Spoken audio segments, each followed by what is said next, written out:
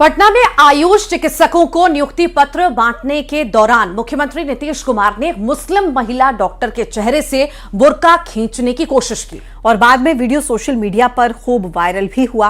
Video को लेकर कई लोगों ने विरोध जताया तो कईयों ने बुर्के से आजादी का हवाला देते हुए बिहार के मुख्यमंत्री का समर्थन भी किया। लेकिन अब खबर यह है कि मुस्लिम डॉक्टर ने नौकरी ज्वाइन करने से इनकार कर दिया है, जिस पर जमकर सियासत हो रही है। और इधर पाकिस्तान से नीतीश कुमार को धमकी मिलनी भी शुरू हो चुकी है।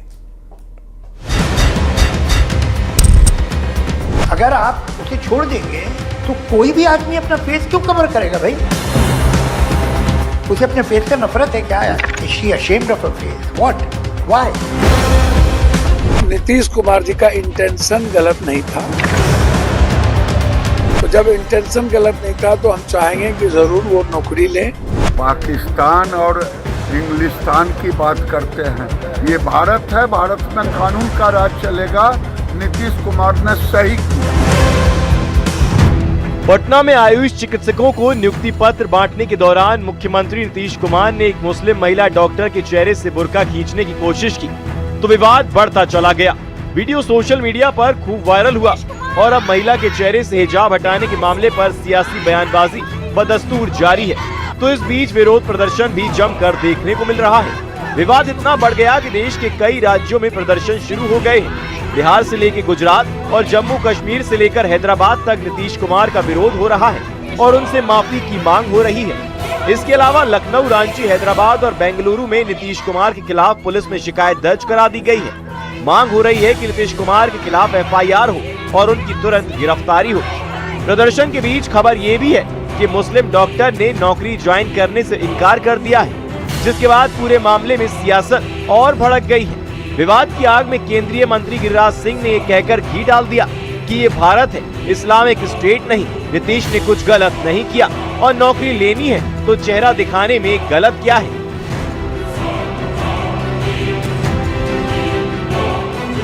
आप पासपोर्ट लेने जाती हो तो दिखाती हो कि नहीं? आप एयरपोर्ट पर जाते हैं तो दिखाते हैं कि नहीं?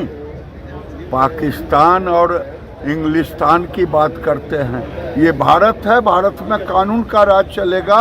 नीतीश कुमार ने सही किया।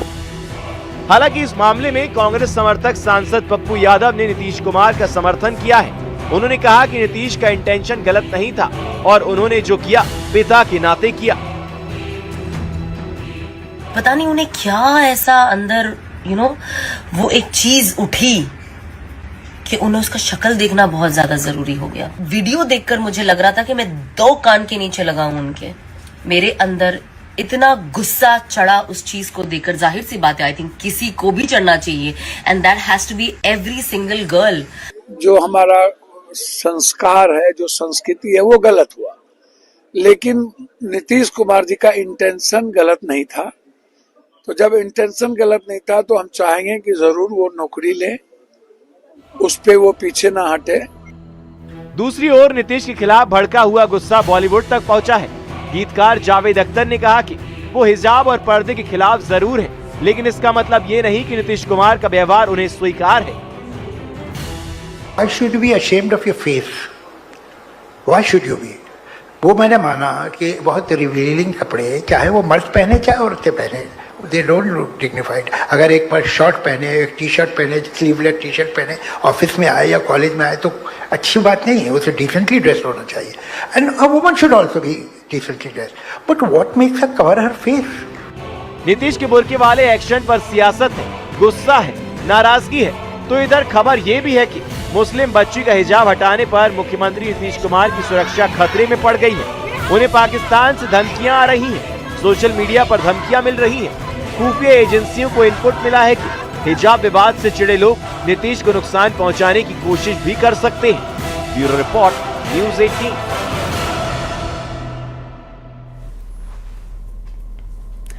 राजधानी दिल्ली में प्रदूषण खतरनाक स्तर तक पहुंच चुका है।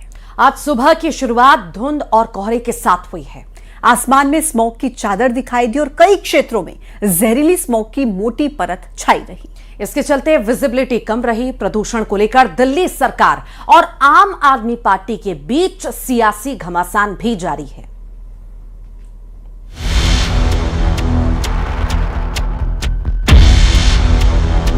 पिछले 5 दिनों में दिल्ली की हवा में कितना जहर है, ये AQI मीटर साफ साफ बता रहा है। 14 दिसंबर को AQI 704 था, 15 दिसंबर को 701, 16 दिसंबर को 330, 17 दिसंबर को 413 और 18 दिसंबर को 411 हो गया। इसीलिए समूचा विपक्ष दिल्ली की रेखा गुप्ता सरकार और केंद्र की मोदी सरकार पर हमलावर हो गया। विपक्ष के आरोपों और मीडिया के सवालों का जवाब देने के लिए दिल्ली के कैबिनेट मंत्री परवेश वर्मा आगे आए। प्रेस कॉन्फ्रेंस में परवेश वर्मा अपनी टेबल पर सिर से ऊंची फाइलों का पुलिंदा लेकर बैठ गए। प्रदूषण के लिए केजरीवाल और आम आदमी पार्टी को जिम्मेदार ठहराते हुए मंत्री जी ने कहा कि कूड़े के पहाड़, फुटपाथ, कचरा, यमुना सफाई, सड़कों का निर्माण, पार्कों की मरम्मत, वाटर ट्रीटमेंट प्लांट और सड़कों की सफाई जैसे कई काम हैं जिन्हें 11 साल में केजरीवाल सरकार ने सिर्फ इन फाइलों में ही दबा कर रखा। आम आदमी पार्टी की सरकार ने इसमें से आधे काम भी किए होते, ये काम भी कर दिए होते तो हमको केवल इतने काम करने पड़ते। केजरीवाल जी ने, आम आदमी पार्टी की सरकार ने पिछले 11 सालों में इनमें से एक भी काम नहीं किया। सौरभ भारद्वाज, आम आदमी पार्टी के अध्यक्ष, अगर वो सड़कों पर जाके ड्रामा कर रहे हैं तो वो अपने 11 साल में जो उन्होंने काम नहीं किया वो उस बात को दिखाते हैं। कोई सड़क टूटी हुई है तो वो पिछले 9 महीने में नहीं टूटी, 11 साल में वो सड़क नहीं बनी। कांग्रेस ने तो रेखा गुप्ता सरकार से इस्तीफा मांग लिया, जबकि समाजवादी पार्टी ने बीजेपी पर वायु प्रदूषण के साथ साथ मानसिक प्रदूषण और राजनीतिक प्रदूषण फैलाने का आरोप लगा दिया। प्रदूषण और बढ़ेगा, कोहरे की धुएं की चादर और बढ़ेगी। अरावली की पहाड़ियां प्रदूषण को रोकती थी, वो सारी की सारी पहाड़ियां इन्होंने बंजर कर दी है, नंगी कर दी हैं और उन पे खनन कर रहे हैं, जिसकी वजह से एक प्रदूषण बड़ी समस्या के रूप में दिल्ली में है। तो ऐसे समय में भारतीय जनता पार्टी अब बताए कि उसके पास प्रदूषण को नियंत्रण करने का क्या उपाय है, और अगर नहीं उपाय है, ये यमुना का प्रदूषण नहीं खत्म कर सकते, गंगा मैया का नहीं कर सकते, हवा का नहीं कर सकते, तो इस्तीफा तो दे सकते हैं। दिल्ली में पॉल्यूशन डेंजरस सिचुएशन में पहुंच गया है। सुबह दिल्ली के कई इलाकों में विजिबिलिटी बेहद कम दर्ज की गई, जबकि हवा की क्वालिटी भी बहुत खराब श्रेणी में बनी हुई है। दिल्ली के बारापुला फ्लाईओवर में सुबह से ही स्मॉग की मोटी परत छाई हुई है। कश्मीरी गेट इलाके में भी विजिबिलिटी काफी कम देखी गई। कैबिनेट मंत्री मनजिंदर सिंह सिरसा ने बताया कि दिल्ली में अगले 7 दिन तक इसी तरह प्रदूषण जारी रहेगा। दिल्ली के अंदर अगले 7 दिन बहुत क्रूशियल हैं। अगले 7 दिन जो मैं पिछला आंकड़ा देखता हूँ 2024 का, तो अगले 7 दिन तक 450 एक्यूए रहने वाला है।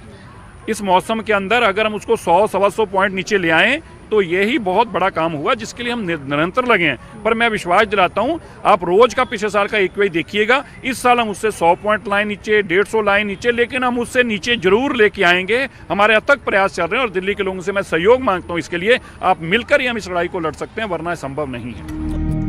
इस बीच बढ़ते प्रदूषण की वजह से दिल्ली में आज से no PUC no fuel rule लागू कर दिया गया है, यानी दिल्ली में आज से बिना पीयूसी के पेट्रोल डीजल नहीं मिलेगा। इसके अलावा दिल्ली में सिर्फ उन्हीं बाहरी गाड़ियों को एंट्री मिलेगी जो BS6 कैटेगरी की हैं। ये नियम लागू होते ही दिल्ली नोएडा बॉर्डर पर गाड़ियों की चेकिंग शुरू हो गई।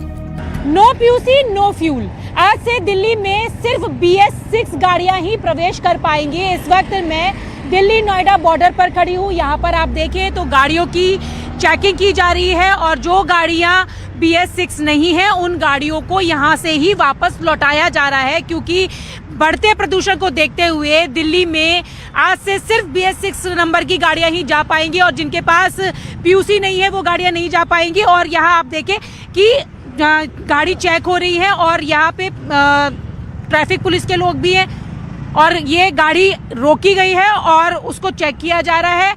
उसके बाद जब चेक कर लिया जाएगा तभी इस गाड़ी को आगे जाने दिया जाएगा। तो ये तस्वीरें आप देख रहे हैं दिल्ली नोएडा बॉर्डर की, और यहाँ पर जिस तरीके से लगातार प्रदूषण बढ़ रहा है उसको देखते हुए ये किया गया है कि प्रदूषण को रोकने के लिए अब नो पीयूसी नो फ्यूल की पॉलिसी पर काम होगा। फिलहाल दिल्ली में प्रदूषण रोकने के सारे इंतजाम फेल साबित हो रहे हैं और सरकार भी प्रदूषण पर कंट्रोल करने के लिए मोहलत मांग रही है। लेकिन हकीकत ये है कि इन दिनों जहरीली हो चुकी राजधानी की आबोहवा जिंदगी को मोहलत देने को तैयार नहीं।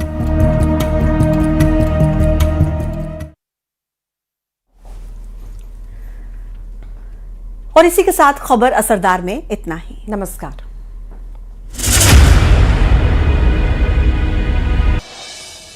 खंडवा में 2 मंजिला कॉम्प्लेक्स